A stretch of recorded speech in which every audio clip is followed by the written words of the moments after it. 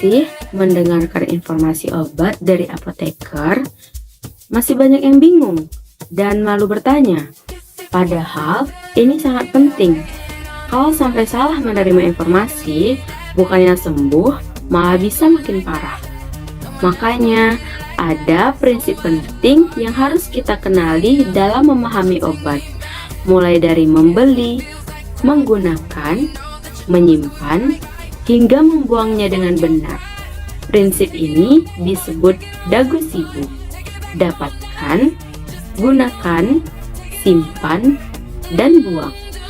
Yang pertama ada dapatkan obat dengan benar. Obat harus diperoleh dari tempat yang terjamin dan memiliki izin, seperti apotik, instalasi farmasi rumah sakit, klinik, puskesmas, dan toko obat berizin. Saat mendapatkan obat, perhatikan hal berikut. Yang pertama, dengarkan penjelasan dari apoteker dan simpan informasi yang ada di brosur atau kemasan. Yang kedua, cek golongan obat seperti obat bebas terbatas, obat keras, obat psikotropika, atau obat narkotika.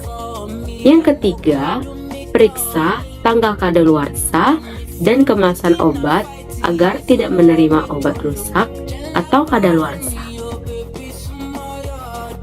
Kemudian saya akan menjelaskan tentang GU dan SI, yaitu gunakan dan simpan obat dengan benar. Yang kedua yaitu gunakan. Jangan asal minum obat. Ada beberapa hal yang perlu diperhatikan. Yang pertama yaitu antibiotik harus diminum sampai habis. Jangan berhenti di tengah jalan. Yang kedua, gunakan obat sesuai petunjuk dokter ataupun apoteker. Yang ketiga, tanyakan pantangan makanan atau minuman yang harus dihindari. Yang keempat, baca nama, komposisi, dan dosis obat dengan teliti. Yang kelima yaitu pastikan kamu memahami cara penggunaan obat dengan menjelaskan kembali kepada apoteker. Jika ada kendala dalam memahami obat, jangan ragu untuk meminta bantuan kepada teman ataupun kerabat untuk mendampingi kamu saat menerima informasi obat dari apoteker. Yang ketiga yaitu simpan. Agar obat aman dan tidak rusak, lakukan penyimpanan yang tepat. Ada pun beberapa tindakan yang perlu kamu lakukan. Yang pertama, jauhkan dari jangkauan anak-anak, kemudian simpan dalam kemasan aslinya. Jauhkan obat dari sinar matahari langsung dan dari tempat yang lembab. Jangan tinggalkan obat di dalam mobil terlalu lama. Cek tanggal kadaluarsa dan masa penggunaan obat setelah dibuka. Kemudian buang obat jika ada perubahan warna, bau, ataupun bentuk.